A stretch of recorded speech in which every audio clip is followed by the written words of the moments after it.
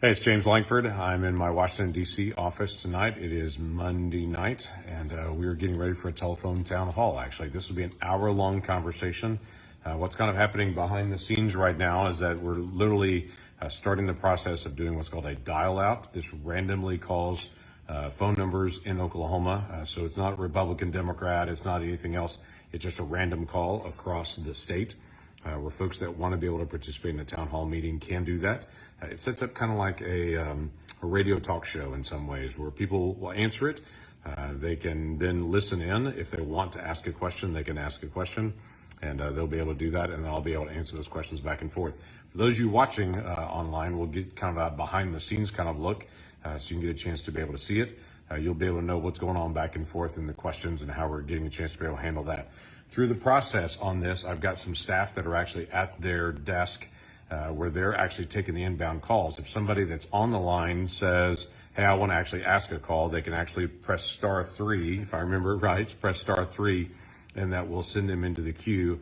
Then they can give their name to whoever that person is, to our staff member, and that'll put them in line to be able to actually ask their questions. And so then it'll take off from there. So that's actually what's happening from then on out. And then we'll just do the dialogue back and forth on this just to be able to visit for a while. So I'm seeing a couple of your comments as we're getting started here too. Some of your comments you're asking about keeping Title 42 in place. We're definitely going to do that, Diana, that we're working like crazy on that one. In fact, there was a court case that finally the court came and agreed with us today and to be able to put a national temporary hold on the Biden administration taking away Title 42 authority so they can't just open the borders up even more than what they've already done on that. So that's a big deal. And we'll continue to be able to push, but I've been pushing on that exact issue on Title 42 at our border for months and months.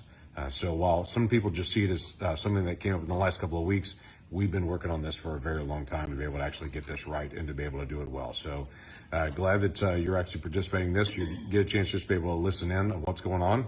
Have they started the dial out already? Yeah, we're ready to go. Be able to take off on it. So you'll see, like I said, some of the behind the scenes kind of stuff. So it's just myself and Megan and Allie here in the office, getting a chance to be able to track it. Allie is actually, I'm going to turn this around.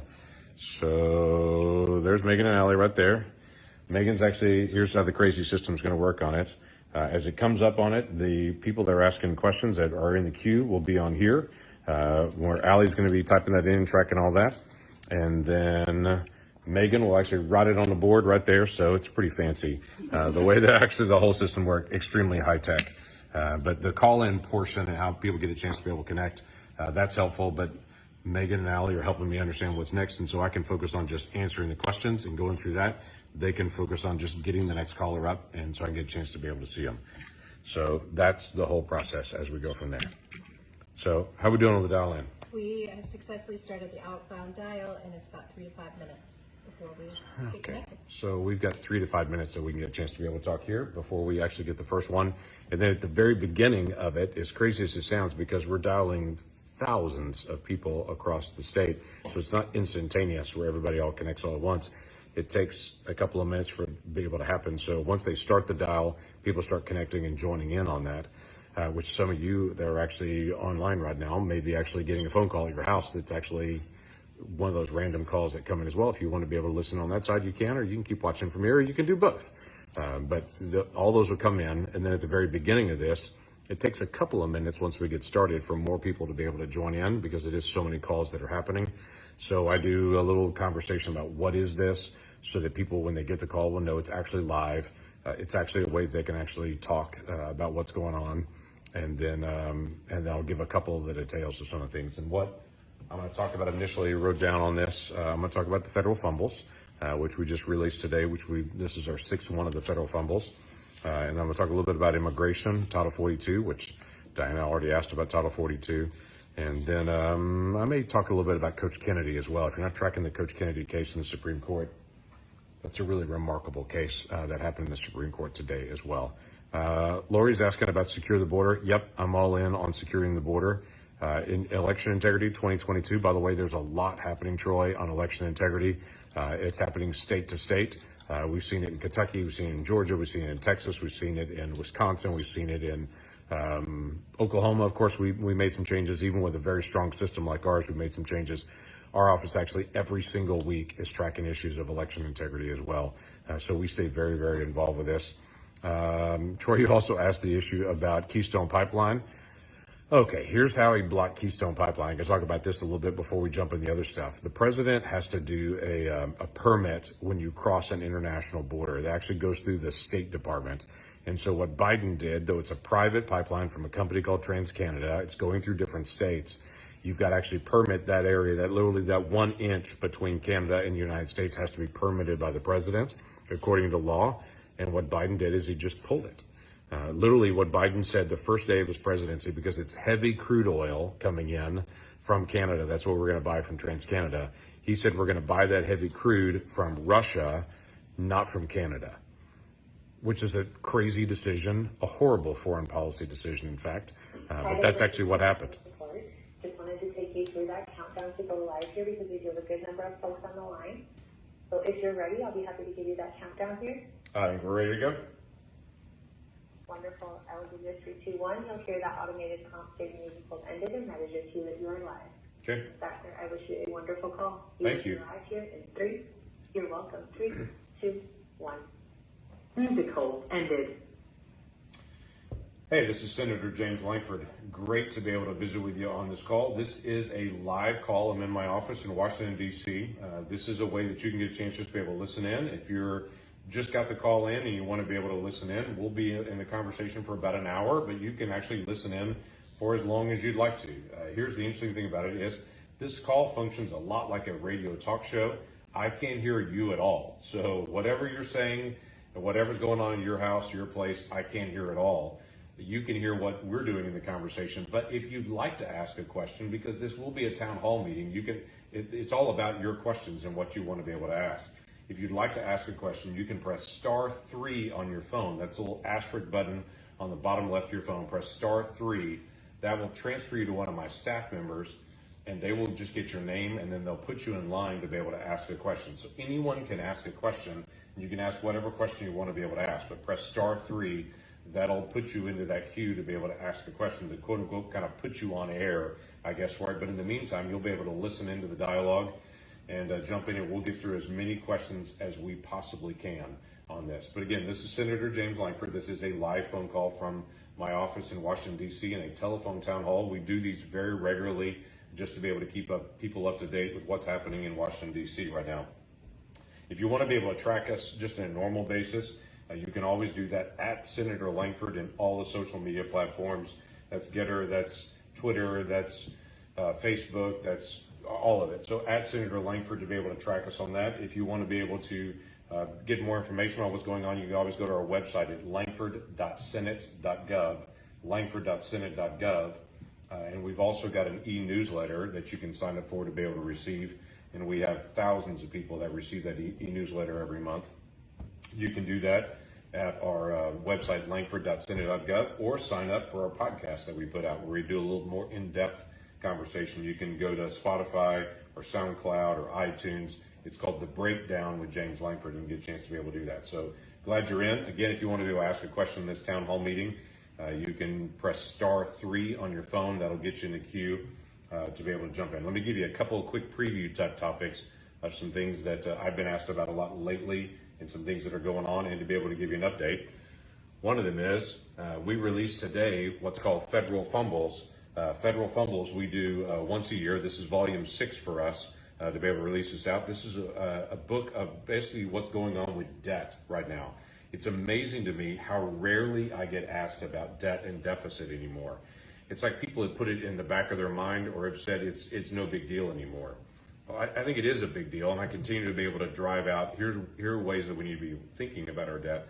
And I can show that people are not thinking about it in DC based on some of the spending that's actually happening. So I get asked a lot, where does all this money come from? That's really one of the number one issues that I get asked when anyone talks about debt. They say, we have 30 trillion in debt. Where does that come from? Where is that money? Is that just printed? What is that? No, it's actual loans that have been put out there, and I walk through that process in the Federal Fumble book. So the beginning of it answers the question, where does all this money come from? Where does all this debt? Who do we owe debt to? I have a lot of folks that say it's all to China, isn't it? And actually, Our biggest debtor is not to China, it's Japan, actually. Japan owns more of our federal debt now than China does, but China's right behind them. But I break down a lot of those other issues as well. And then I'll walk through some of the crazy spending that's out there that's incredibly frustrating to me. Again, if people in DC were really serious about trying to reduce debt, they wouldn't do some of the crazy spending that they do. The earmarks came back this year over my objection that I voted against, but the earmarks led us to a lot of this crazy spending that's actually happening. So you've got issues like a swimming pool in Rhode Island that's in a city park that's being renovated, their swimming pool. Okay, I don't have a problem with kids swimming in the park, but that's not a federal issue. That's a local issue. That's that city or that's that county that should be responsible for that. In New Hampshire, there's $500,000 that's been given to renovate their ski jump in their state park. Again, if they want to jump off a ski jump, I think it's a terrible idea. But if they want to jump off a ski jump, they're welcome to be able to do that. But it's in a state park, so literally we're paying for our state park out of our tax dollars in Oklahoma. Now we're also paying for their state park with our federal dollars. That's not right. There is a endowment that was given for a monkey opera. Monkey opera. I wish I was making that up. But there's a monkey opera that there was an endowment given to on that. Again, if people want to have a monkey opera, that seems like something you would have on hold music in your worst possible restaurant, the music from the monkey opera. Again, that's up to them if they want to be able to do that, but that shouldn't be a federal expense. So I walked through some of that, and I end by walking through Social Security and Medicare. Where are those trust funds? Oh, and the Highway Trust Fund. Where are those trust funds? What's the status of it? How do you fix it? And I kind of lay some of the options out. If you're going to fix these, here are the options of how you're going to actually be able to do it. So the Federal Fumble Book, we put it out every single year. You go to lankford.senate.gov. You can download it for free, get all the details of it. But that's actually out today, and I want to be able to give a heads up to folks that are on it. Two other quick things. One is we're working a lot on Title 42. Title 42, people think is immigration policy. It's really a healthcare policy. But immigration was looped into it. Under the Trump administration, he used Title 42 authority at the beginning of the pandemic to say, if you're crossing the border illegally, you can't make all these special requests, we're going to turn you right around. That severely limited illegal immigration during 2020, which was a huge help to our country. In 2021, when Biden came in, he turned away half of that and said, basically, if you come with a child, then you can cross the border. But if you're coming as an adult, you can't.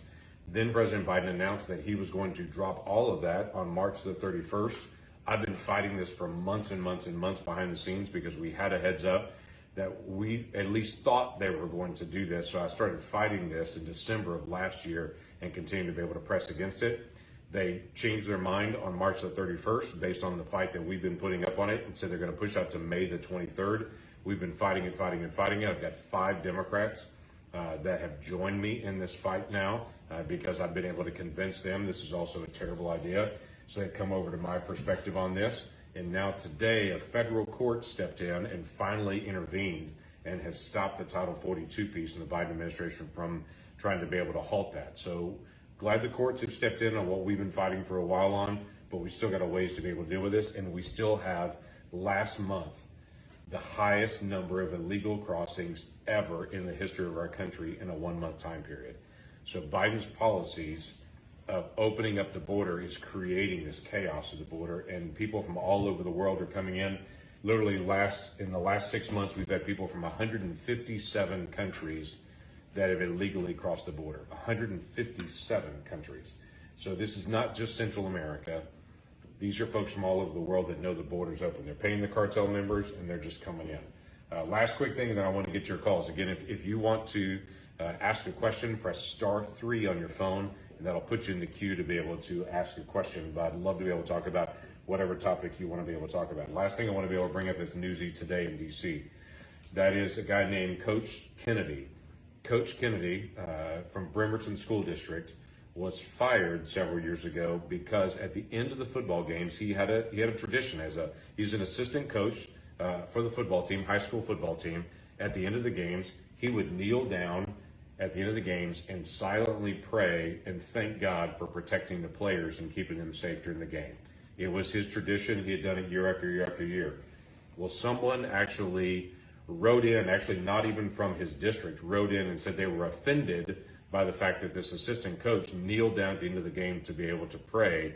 They wrote in, the school district called him in and said, you can't pray anymore. If you want to pray silently, remember it's silent, voluntary prayer. If you want to be able to do that at the end of the game, we'll give you a special place in the press box where you can go and close the door and you can kneel down and pray in that spot.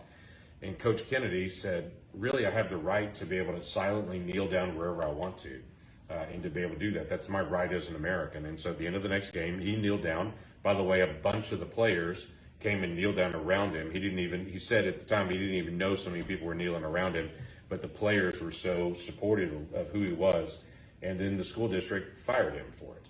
So the crazy thing is, in this situation, if Coach Kennedy would have kneeled down during the national anthem, they would have protected his right to kneel down in protest during the national anthem at the football game.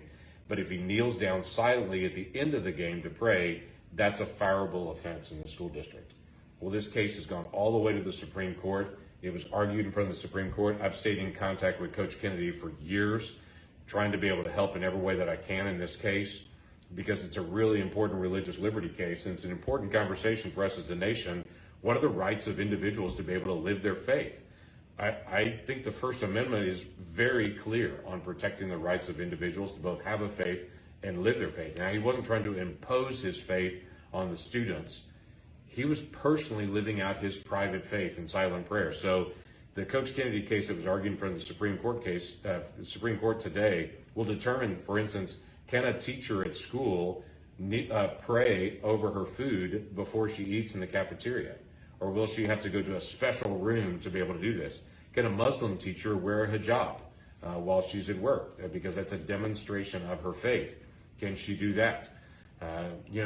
There's so many issues that go with this, because this wasn't trying to engage students to participate with you. This was an individual that works for a school district just living out their private faith. So there's a lot that's at stake in this, and I'd be interested to be able to talk to folks if they're interested in that as well. So anyway, if you got a question, press *3 on your phone, and we'll put you in line on this, but let's start some of the dialogue so we can get to people as quick as we can. Let me go to the first person, which is Vicky. Vicky, are you there? Yes, sir. Hey, Vicky, where did we reach you? What town are you in? I'm in Edmond. Great. What can I do for you, Vicky? What's your question? Well, it's multifold. I'm a senior, and I finished my taxes, which I just can't believe how much the lower people get help. Yeah. My tax income for federal was about $15,000. Wow. You know, and the state. Aren't you glad you helped pay for the Monkey Opera with your taxes this year?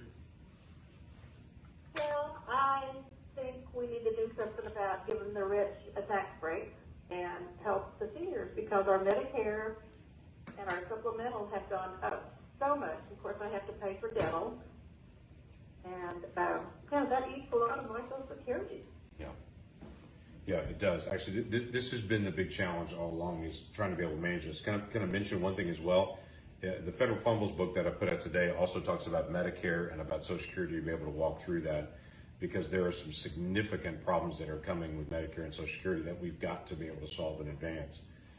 Medicare goes insolvent. That doesn't mean it goes away. That means it can't cover its own bills in 4 years.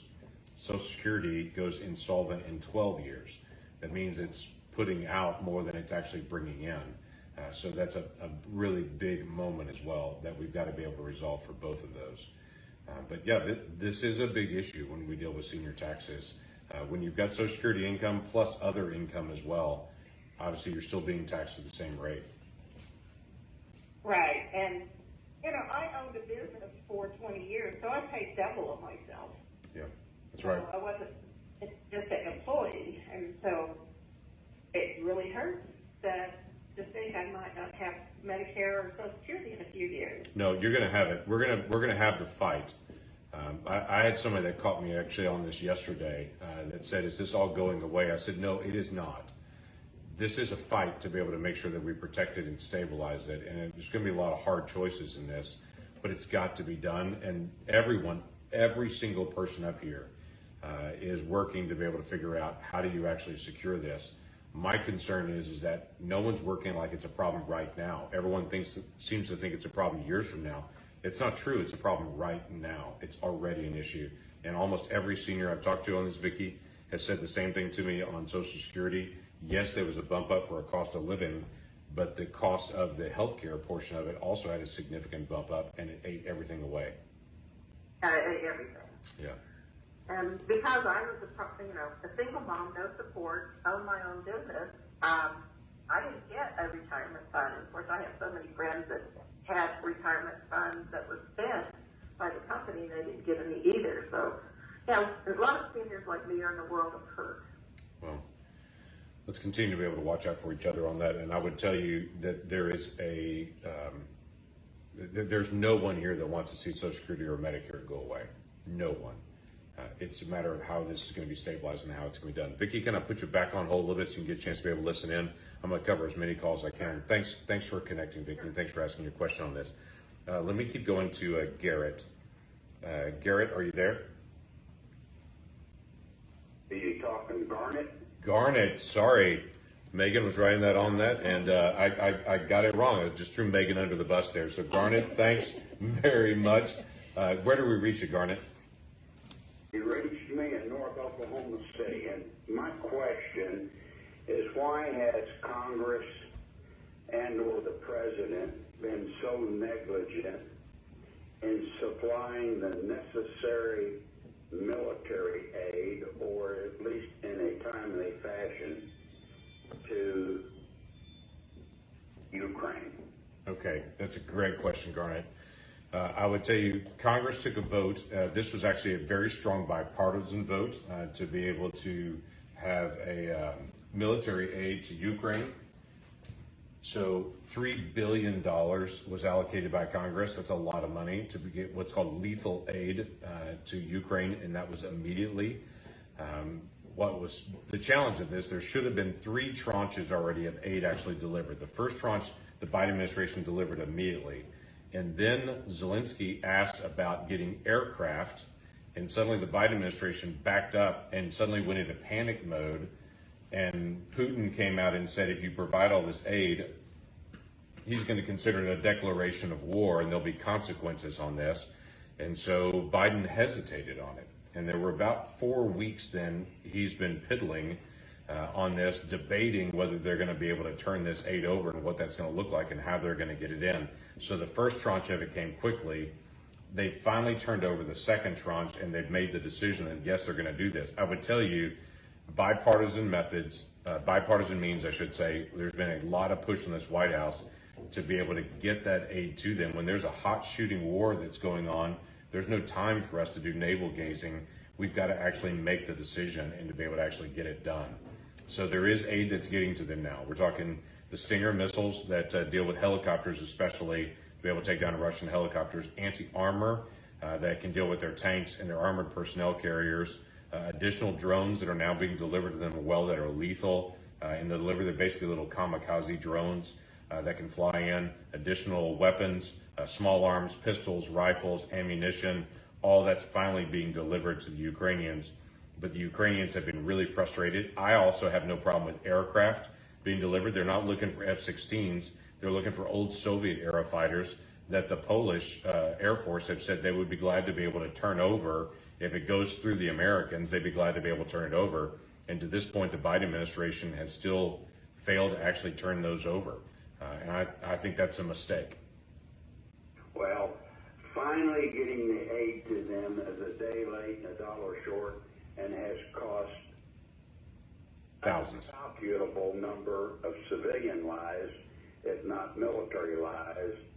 And it's time, if you're going to sit down at the hold'em table, it's time to call the bluff. Yeah, no, Garnet, I have to tell you, I'm in the exact same spot you are. There are a lot of folks that I've talked to that said, hey, I don't want American troops physically on the ground, but we need to send them everything that shoots. And what I've said is, I don't care if it's a Stinger missile or an aircraft or a rubber band gun. If it shoots, we need to send it to them. they need lethal aid and they need it yesterday to be able to be there. So one of the quick thing I can mention, I want to be able to move on. I really appreciate your engagement on this. A lot of folks have talked about how the Ukrainian military has performed against the Russians, and the world has been shocked to say they've really been extremely effective against the Russians. I remind people, in 2017, the Oklahoma National Guard spent an entire year in Ukraine in 2017 training the Ukrainian military how to be able to fight the Russians. We trained them how to shoot, we trained them in maneuvers, we trained them in guerrilla tactics, we trained them in medical evacuation. We spent an entire year with the Oklahoma National Guard training the Ukrainians how to fight the Russians. So I'm not surprised how effective the Ukrainian military has been fighting the Russians. We literally train them in these techniques to be able to do it. But it's time we keep them armed and so they can continue to be able to defend their own nation. Let me keep moving. Thanks. I'm going to put you back on hold, and then I want to keep moving on to the next person. So Perry was the next question. Perry, are you there? Yes, sir. Hey, Perry, where did we reach you? Tell me it's the town of Perry that we actually reached you. That'd be even better. No, that'd be funny. Oklahoma City. In Oklahoma City. Terrific. We've had 3 calls in a row from Oklahoma City. Perry, what can I do for you, sir? Well, I'm kind of dovetail off that other call. That wasn't my original question, but anyway. Yeah. I love your little entry, but, Tom Cole did this. People have done the "we're wasting money" thing for so many years that it's comical anymore because every year it's the same thing, so nothing ever Painful. fixed. Right. So I like the fact that you are trying, but when is that going to get fixed? When is somebody going to? Are you guys going to be able to? It always looks like Kabuki Theater up there. You have meetings and 3 people run the show, and nothing gets done. We end up going to the party and it's all done. So I think most of us in my group, I'm 68, most of the people in my group have been watching this for so long that, nothing gets done. Every year there's another list of crawdads on treadmills. How do you fix that? Yep. How do you turn that tap off? So that's actually one of the things that we do in our book that's a little bit different on this is we actually talk about exactly how to do it. Here's the proposal, because I'm with you. It's one thing to be able to identify the waste, and there's lots of it out there. It's one thing to identify it, and there's another way to say, here's how you actually solve this and deal with it. First thing is we got to get rid of earmarks again. Earmarks just came back last year. That this creates this crazy stuff that we're seeing again all over again. So we got to be able to get rid of the earmarks because that creates all those problems. You've got to have a real conversation about how you're going to stabilize trust funds. So I put a section in the back of this about Social Security, Medicare, and the transportation infrastructure, that trust fund, to be able to figure out, okay, how do you stabilize these? I list out the options that are out there, and I say basically, here are the options that I see. If somebody else sees another one, bring it. But these are the options that I see. If this is what's on the table, then we got to sit down and negotiate how to be able to actually solve this issue in this spot. People do ask me on this, when do we cross the line of no return? I would tell you that was about 25 years ago. That's not a recent thing. If you go 25 years ago, our national debt was about $5 trillion. Now it's $30 trillion. So until Congress, until quite frankly the American people get serious about this and say, all right, let's figure out the hard choices, how we're going to actually solve this, everybody just says tomorrow, tomorrow, tomorrow. We did $500 billion in interest payments last year, just interest. We're now at a level where we're paying so much in interest that it's almost the same amount that we're paying in national defense. This is crazy town type debt. And so we're pushing, because right now it's become, all the choices are so hard, everybody's like not going to talk about it anymore. And I'm trying to get people back to the table. If you remember like 2011 and 12, this was all the conversation. And there was real stuff that happened. In 2011 and 12, I had just come into Congress at that time. We passed the Budget Control Act. We actually reduced in real dollars federal spending 2 years in a row. We got back on track to start actually reducing our spending and trying to be able to grow the economy. But by 2014, it had taken off again. You just have to be vigilant to be able to fight this all the time. Yeah, we have to at our home. We have to. Yep, I do too. But, Yep. I find myself, and maybe other people are this way, wondering what is the mechanics to get a treadmill I'll throw that on the table. Because that's good money. I mean, I don't understand. But anyway, Yeah. The other thing I called your office a few times. How does a person get through to you if they have an issue in the area that they want to? Oh, yeah. Your attorneys We coming in and speaking. But it's over there. But how do we do that? I mean, I call your office and I don't get a call back. So is there sort of? Oh, no. We have thousands of calls and emails and letters that come in all the time. So glad to do that. So you're right. I don't get all those calls and actually call back people personally on that. Very often it's a staff member. We'll find out what's your question on it and try to get an answer to it. But there's no way. I think if I remember the number correctly, there's 150,000 contacts that came in a couple of years ago. So we get a lot of them that come through on this. But I try to get to as many as I possibly can. But don't hesitate. Go to lankford.senate.gov. That's got my phone numbers there for the offices for the Oklahoma City, Tulsa, and for the DC office. It's got our email address. It's got our snail mail address if you like to be able to lick a stamp and put that out there. So whatever that may be. But We will do that, sir. And I appreciate your time. Perry, thank you. On the show. I appreciate it very much. Thank you. Let me go on to Gary. Gary, are you there? Yes, sir, I'm here. Hey, Gary, thank you. What did we connect with you? I'm calling about our immigration. Yeah, where are you right now? Edmund. Oh, in Edmond. It's 4 calls in a row from the Oklahoma City area. That's awesome. Okay, so what can we do for immigration? Okay, I'm an old guy. That's still legal. I've had illegal immigration most of my life. Don't care what party it is, Yeah. but from the top on down to the state level, you know, Congress, the Senate, the President, everybody gets up there and say we are a nation of laws, and they will not enforce the laws that our country has put in place. Yeah. They want to change the law, and that's what Congress is for. Right. But until they change it, we should be enforcing our laws. And so my question is this: if our elected officials can jump around and pick and choose what laws they want to obey, then why don't us citizens get the same right? Yeah, well, I would only say that's you could not be more close to where I am. My statement to the administration all the time is, all I'm asking you to do is enforce the law. I'm not asking you to do something crazy, just asking you to enforce the law. Now, you said not everybody has done that. I would say during the Trump administration, there was a real push to enforce the law on our border. There were more people that illegally crossed the border in the first 15 months of the Biden administration than what happened in all 4 years in the Trump administration. So I agree with that yeah. 100%. Yeah, so I wouldn't say everybody has been ignoring this.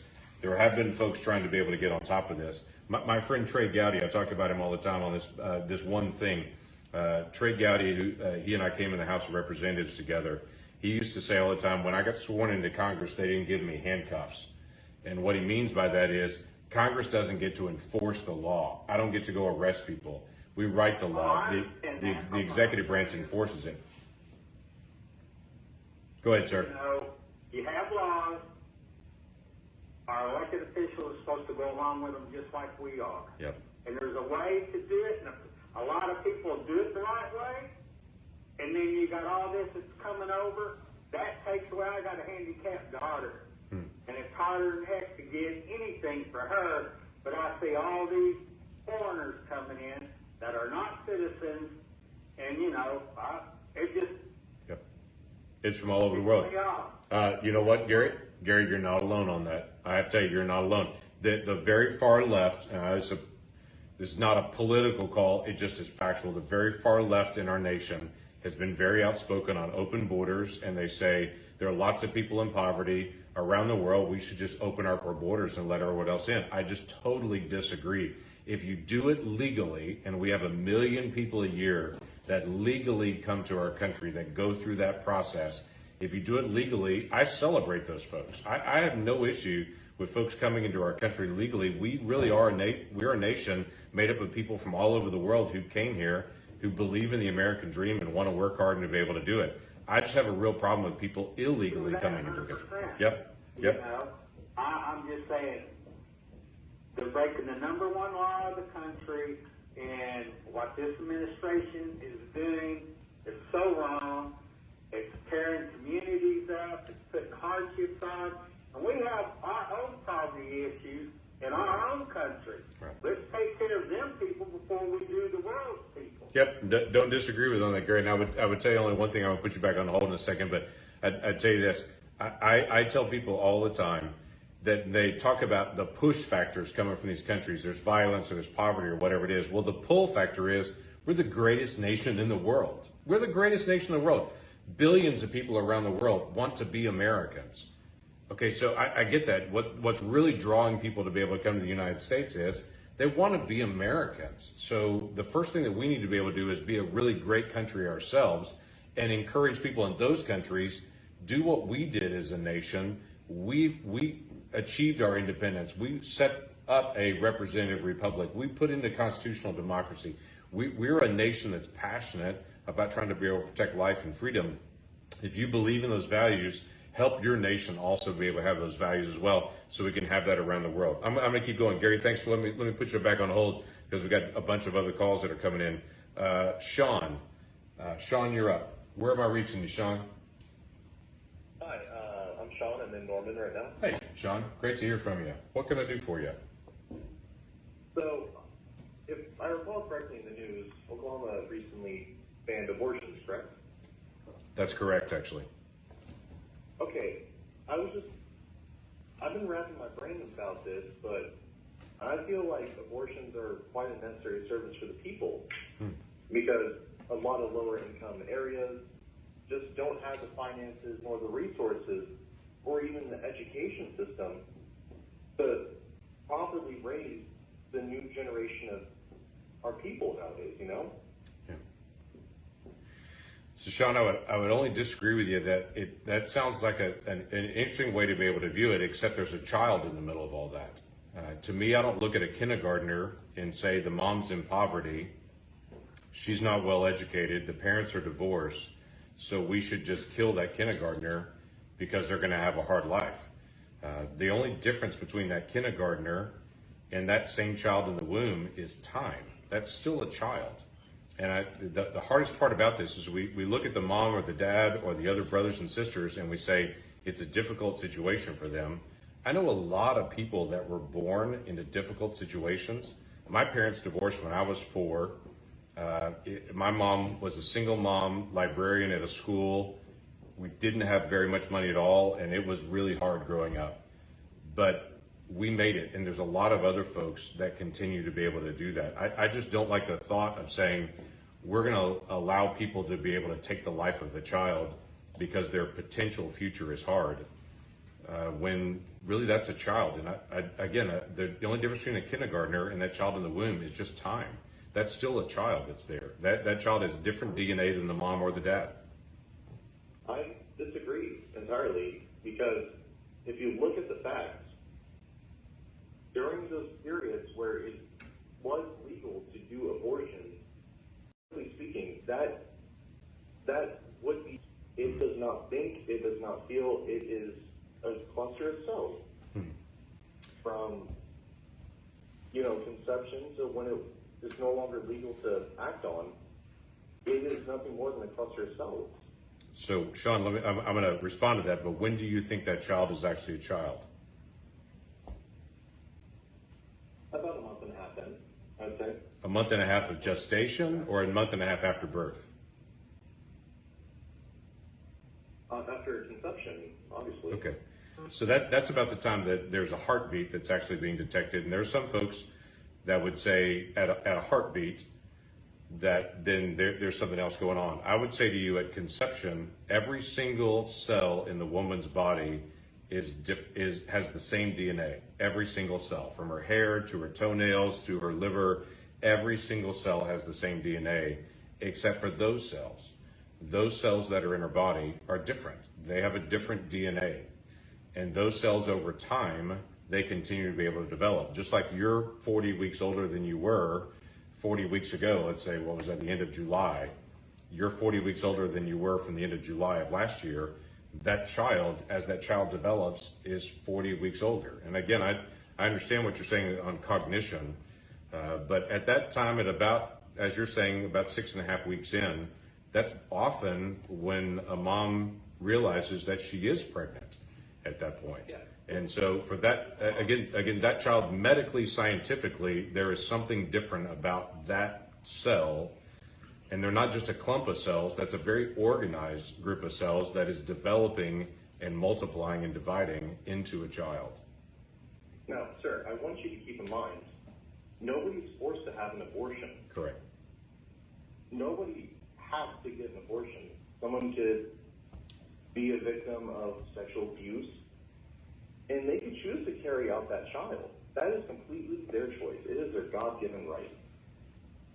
But to take the rights away from somebody is unconstitutional in nature, and that is my firm standing on the nature of such. Okay, that's fair enough, Sean. We're going to disagree on that. And what's interesting is the courts at this point, the Supreme Court is going back to evaluate the Roe v. Wade decision. The Roe v. Wade decision of 1973, the court invented at that point viability as a new standard to say that every state has to require abortion in their states, because prior to 1973, some states allowed abortion and some states did not.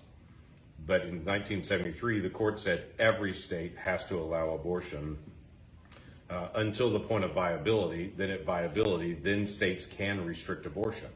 And some states did restrict abortion after viability, and some states did not. So that's the debate that's going on right now, is when is that child a child? I believe that child is a child at conception, based on science, based on that DNA being different than the mom's DNA, different than the dad's DNA, based on the multiplication of cells and the order of those cells in their multiplication. That's just a very small child, but that's still a child. You're saying, no, it's not a child until about 6 weeks in. Mississippi, in this Dobbs case that's being argued in front of the Supreme Court, said, no, it's a child at 15 weeks.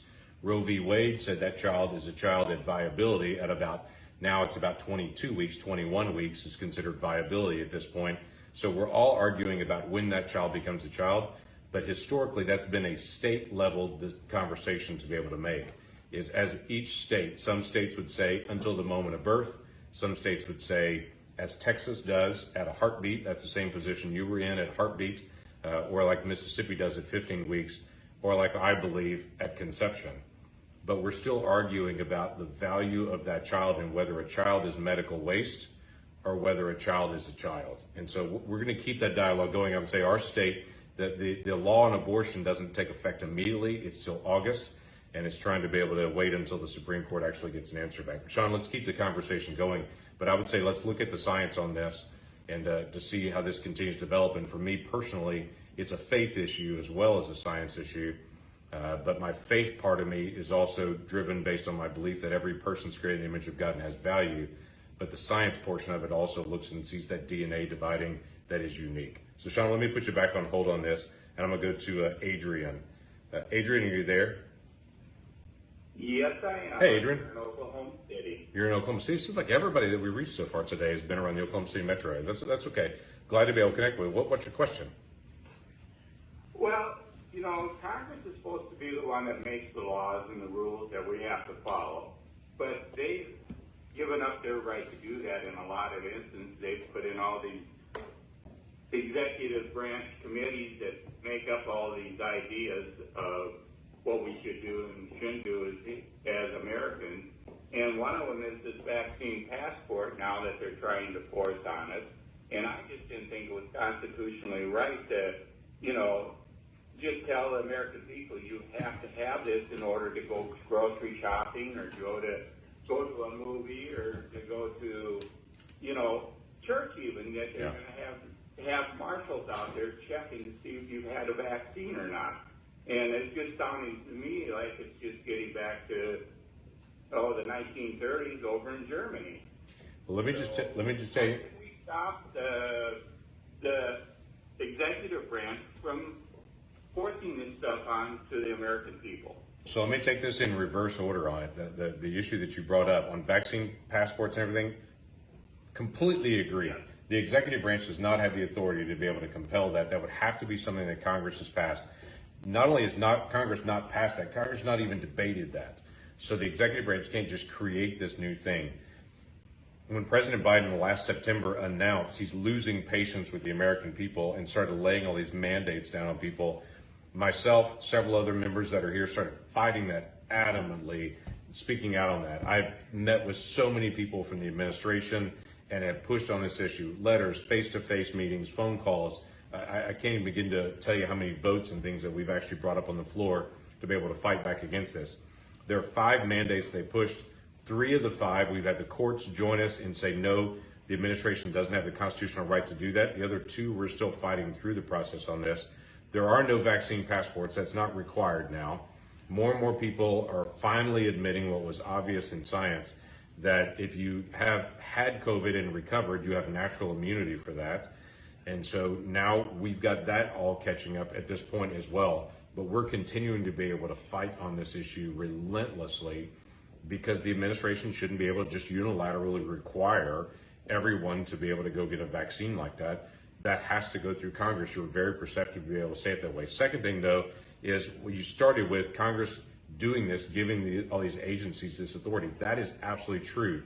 That's been going on since the 1950s, where Congress has little by little been giving away authority to the executive branch to be able to just create regulations that look a whole lot like laws. It's one of the areas when I met with Judge Jackson during the last Supreme Court nomination process. In fact, she's the 4th Supreme Court justice that I've met with going through all this nomination process. So I've met with Kavanaugh, I've met with Gorsuch, I've met with Amy Coney Barrett, and I met with Judge Jackson now.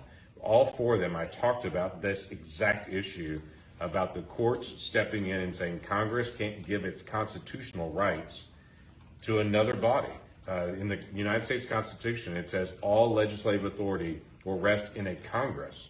So Congress can't just hand that to the executive branch and say, no, you make up the rules now, because we don't want to do that work. But once that's been given away, and it's been given away for decades, to make a new law to take that away, you have to have an executive sign a law to give away their authority, and no executive is going to do that. And so the courts have to step in and to say it's out of balance. Congress needs to do its job, and it can't hand its job to somebody else. Can't hand it to the executive branch, and the executive branch can't just decide to take that power away. So you brought up a really important issue, but it's also one that I've been fighting for a while on, trying to be able to push these folks that are in the Supreme Court to seriously consider this when they get on the court, to how they're going to get us back into balance on this in the days ahead. Adrian, let me put you back on hold, because we've got several of the calls and we're getting close to the end of the time, but I really appreciate your thoughtful question on this, because that really is a very big issue on it. Hey, Brenda, are you, Brenda, are you there? Yes, I'm here. Hey, where did we reach you?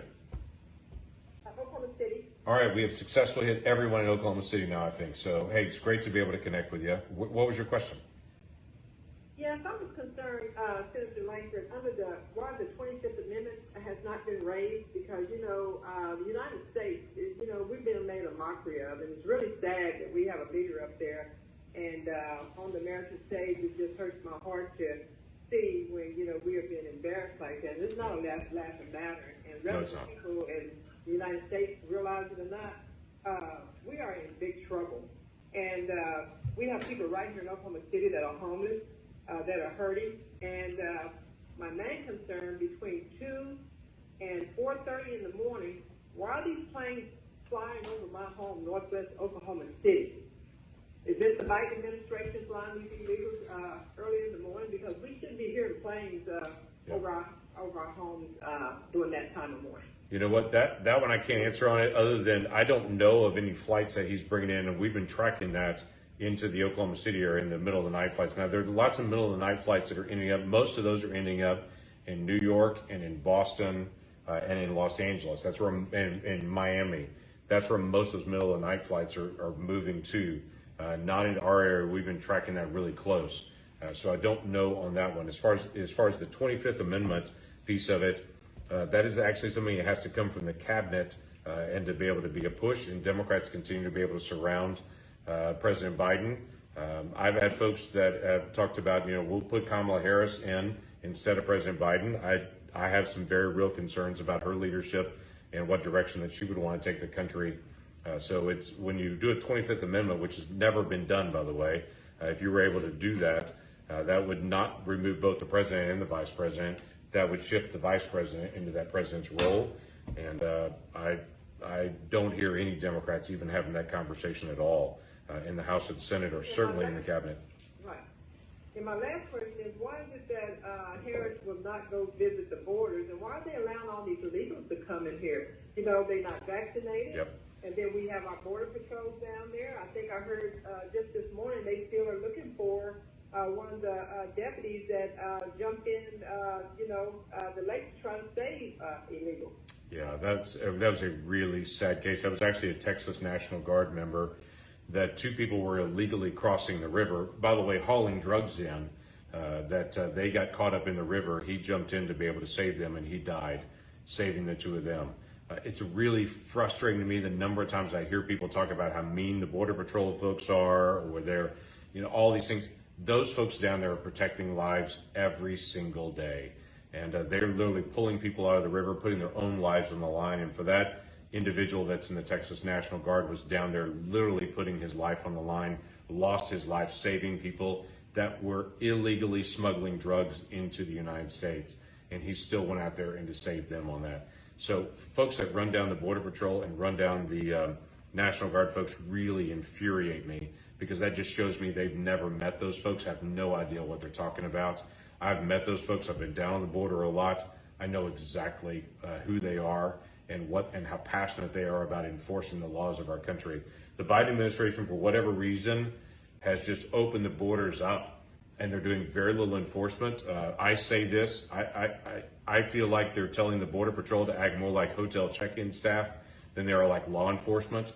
They didn't sign up to be hotel check-in staff. They signed up to be law enforcement because they love our country and they want to be able to protect our country. And the Biden administration is having them stand down and just facilitate people crossing into the country rather than actually turn people around.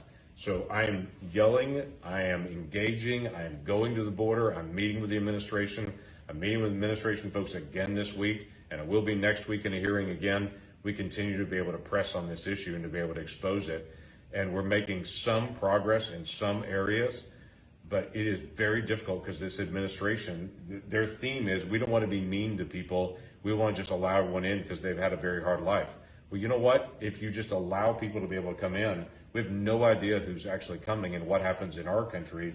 The folks that are coming in, as you mentioned, are not required to get a COVID shot. That's true. They're offered, but they're not required to get that. But let me tell you one that's a bigger issue for me.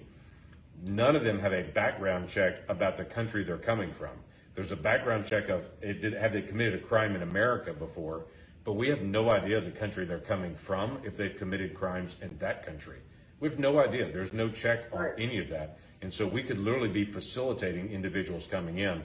Last month, we had the highest number of illegal crossings ever in the history of our country.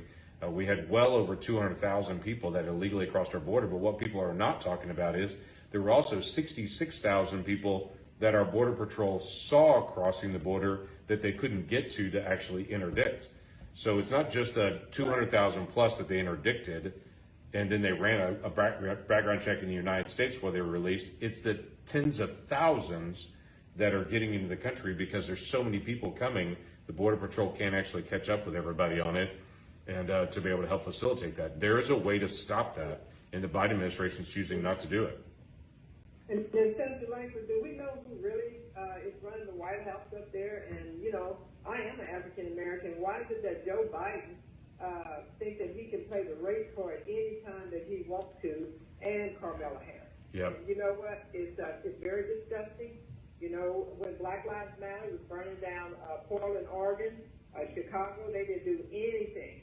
But it seems to be a two-tier system in this country. What's good for me is not good for me. Yeah. And so, you know what? It's just mind-boggling that, these are not law-abiding citizens that they sent up in Congress. It's like they run a cattle run of the Democrats on the American people. But I'm tired of when it's convenient for Biden to bring out and play this race card. Yeah. And I'm really, really disappointed. I'm sick of it. Well, Brenda?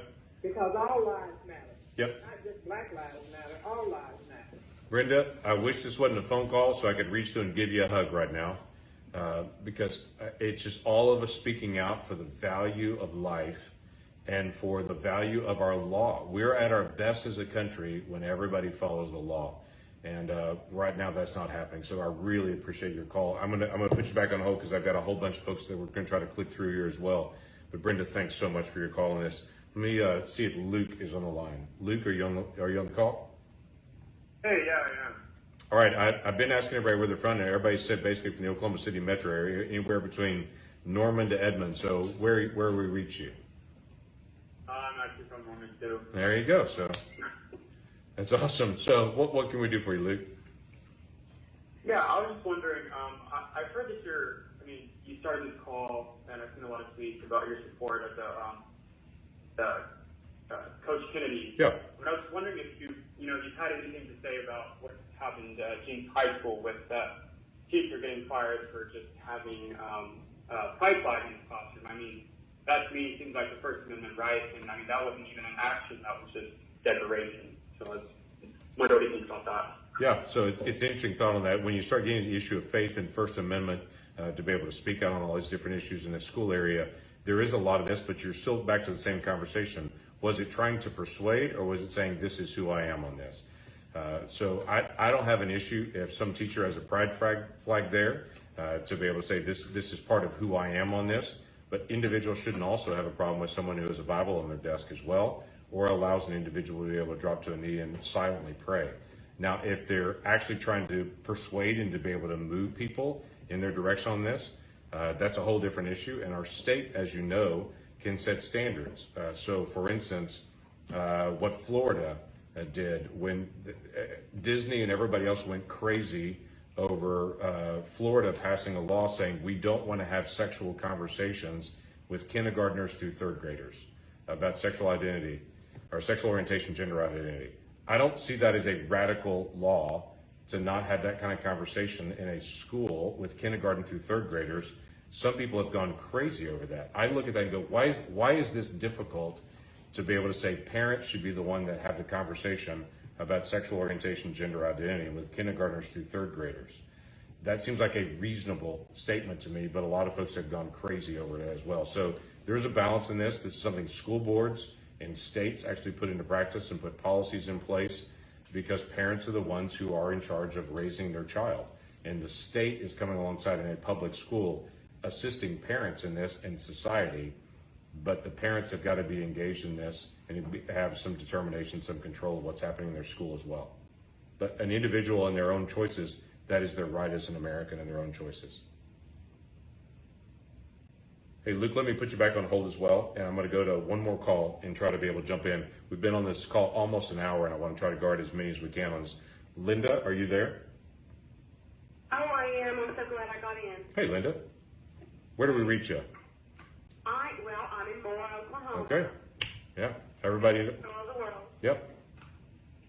I want to first say I am so very proud of you, Senator Lankford. I cheer you on regularly, promote you on Facebook, and love watching you on YouTube. Well, You're that's doing good. a fabulous job for us, and I greatly appreciate your very hard work and passion for our state. Linda, that's very I've kind lived of here you. my whole life. I'm 60 years old, single mom, like your mom. I raised Yep. my son by myself from age 3 with no help, and made it, actually became self-employed, did very, very well. Good. I was self-employed for almost 20 years, and then the digital disruption took out my business.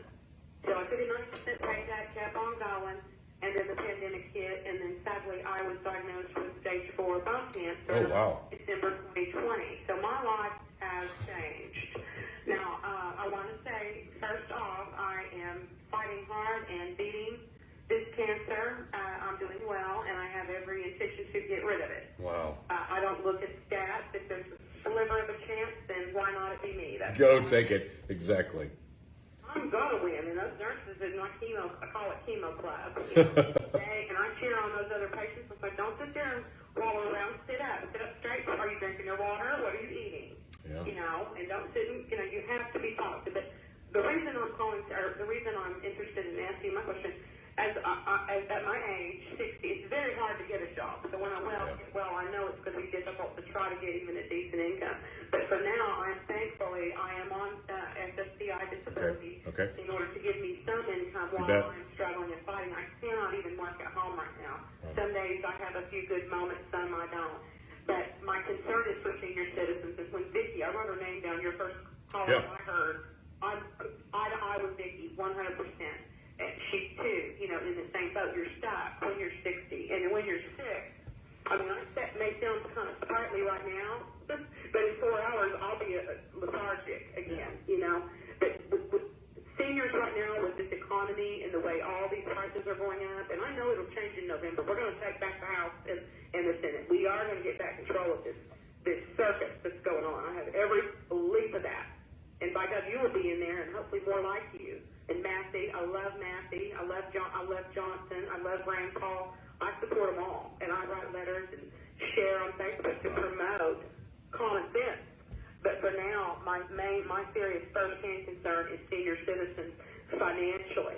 I'm unable to buy groceries. Thank God my son, 23-year-old son, is working extra hours on his job in order to get his mom food money. I raised the perfect son. Yeah, you did. I did, but I'm concerned about other seniors. I've got 2 girlfriends that are senior, you know, older 50s, single moms, no child support, no help, and they're both looking at addiction. Their rent's going up over $400 a month. And so folks in this older age range, I know everybody hates stimulus checks. And you know, prior to the pandemic, I never even took a penny of unemployment ever in my life. Right. I've never received help. But right now, the seniors especially, we need help for folks over in foreign countries. We need to help our folks here at home that can't afford food. So that's my biggest worry, is that. Linda, that's a very real worry on that. One, I would tell you, you did raise a good son to be able to jump in, to be able to help on this. And it is what you're battling through. I have several friends that are battling through cancer right now that are having a really difficult season on that. Your statements about sit up, eat your food, drink your water, get going, I'm sure is an encouragement to some folks that are actually battling through all this right now as well. The Social Security disability, you're partaking in that in exactly what it's designed to do. It's designed to be able to help people that are in that moment. They cannot work. They've been engaged in the economy, but they cannot work right now. They're in disability. That's what it's designed for. The challenge with Social Security disability is fighting off those that cheat on it and want to destroy it based on just trying to scam the system. There's as weird as this sounds. Yeah, they're on meth and they SSDI because they took meth. Now, granted, I know they've messed up their brain, but it's the far cry difference than someone like me and Dick, who literally paid double Social Security for 20 years. Right. Yeah, because you were self-employed. That's exactly right. I started fighting the Social Security disability issues years ago on this, and long story on how I all got involved. In fact, there's an Apple special that's actually going on right now that they've got on their Apple TV stuff that deals with a guy named Eric Kahn, that he actually scammed the Social Security system. He's an attorney that scammed the Social Security system in West Virginia. That's a case that I was very involved in 10 years ago. In fact, I'm in that Apple series. They came in and interviewed me to be able to talk about it because he was ripping off the Social Security system, getting people in that don't deserve it. That makes it harder for people that do deserve it to be able to get in the system and to be able to get it. So it's a big deal to be able to do that. The special itself is called the Big Con. And I don't advertise Apple in their products on that, but that's what it is in the Apple series that they've got. But that whole series focuses in on how they were ripping off the system to be able to hurt Social Security. My fight was there's a limited amount of dollars in Social Security disability. As they're stealing it for people that don't get it, it limits it for the others. And so, yeah, this is an issue I've been fighting on for years. Our office helps people that are going through the Social Security disability process to be able to get those people that really deserve it onto the system. Because as I described this there's 3 safety nets in America, and all 3 safety nets have got to work for our country to work.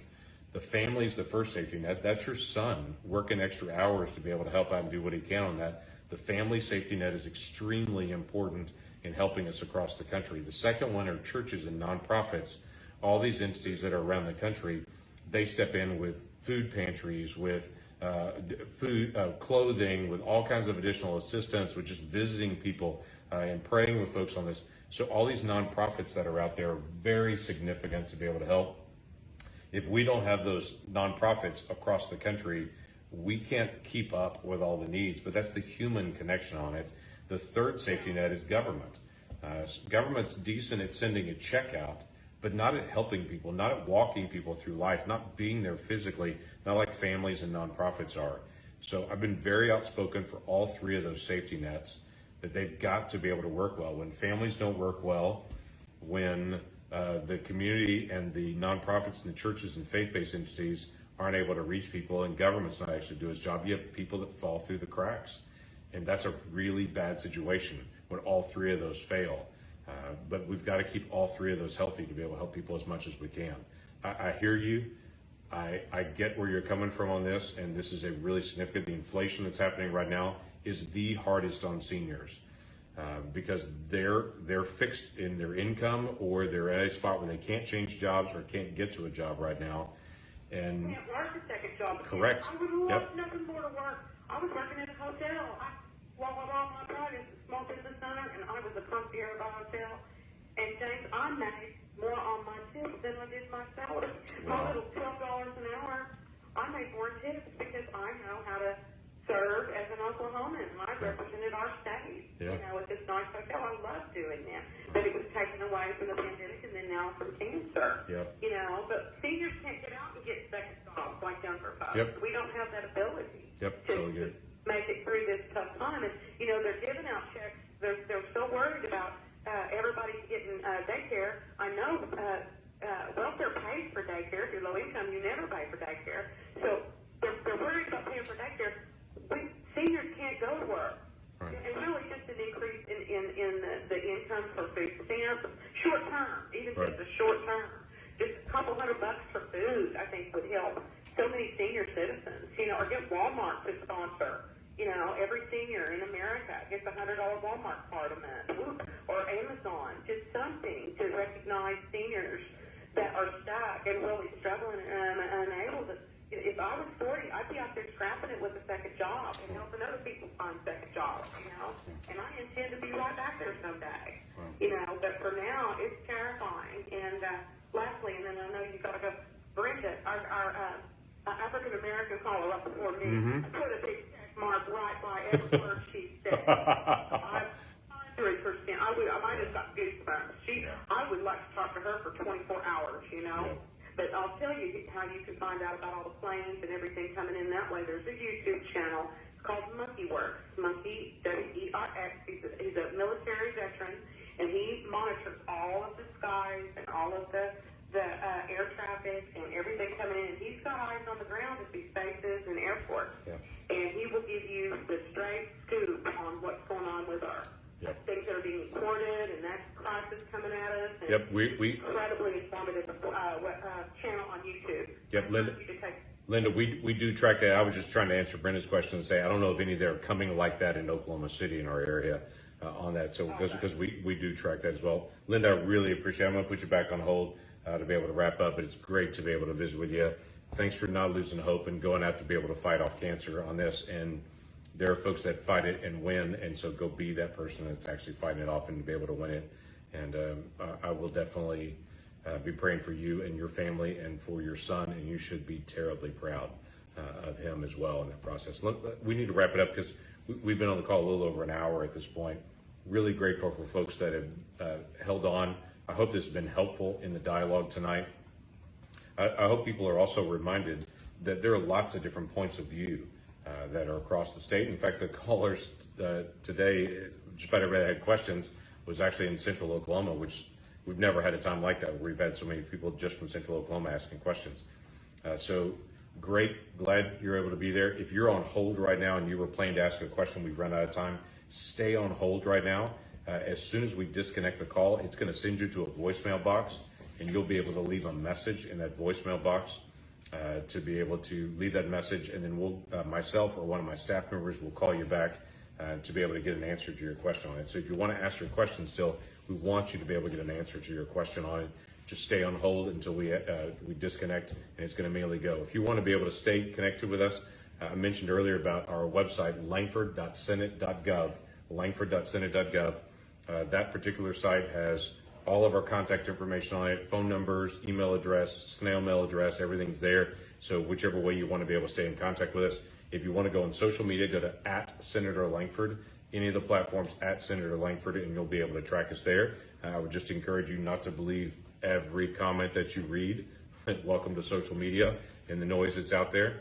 And then if you want to be able to sign up for our newsletter or for our podcast is called The Breakdown with James Lankford. And you can go on Spotify, you can go on SoundCloud, you can go on iTunes, sign up for it there, or go to our website, lankford.senate.gov. It's got a link to it. You can also get on our website, lankford.senate.gov, the federal fumbles, and download that PDF and to be able to go through all that information. And we hope that that's a very helpful resource to you as well. Or to be able to sign up for our e-newsletter, where we'll send out a bunch of information to you about once a month. That's what's going on in DC and kind of the behind the scenes on everything as well. So grateful that you're able to be involved in this conversation tonight. And I hope it was helpful just to be able to get some answers to questions on this. Again, if you have a question, you're in the hold right now, just remain on hold. We'll disconnect you in just a second, and you can give us a message in our voicemail box. But for everybody else, keep praying for the country. I have folks all the time. They tell me they're getting frustrated and angry and disconnected. This is the time to be able to fight for the future of our country, not to be able to disconnect from it. So thanks for staying engaged, and thanks for being civil in our dialogue. There's several folks that we connected with tonight that had disagreements on different issues. Civil dialogue is still a good thing to be able to do as a country. We can have this kind of disagreements and to be able to talk it all out. We are a nation of a lot of different attitudes and ideas.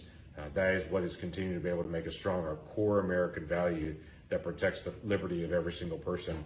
That is something we've got to be able to continue to be able to fight for. So God bless you. Thanks for joining us tonight.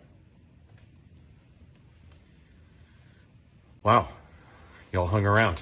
Glad to be able to visit. I hope it was helpful to be able to just be able to jump into this and to be able to keep people informed. I see a comment there. Someone saying you're trying to be able to keep us informed in the swamp. I am actually. There's a lot going on here, some good, some really ugly, but we've got a lot of work to be able to do in the days ahead. So thanks for being a part of the dialogue, and hopefully this was helpful to be able to go through some of the questions and some of the issues that are out there. So God bless you. If you want to be able to watch this whole thing, if you just jumped in at the end, you want to be able to see the whole thing, I'll leave it up there, and so you can get a chance to be able to watch it and to be able to go back through sections you want to be able to see. So take care.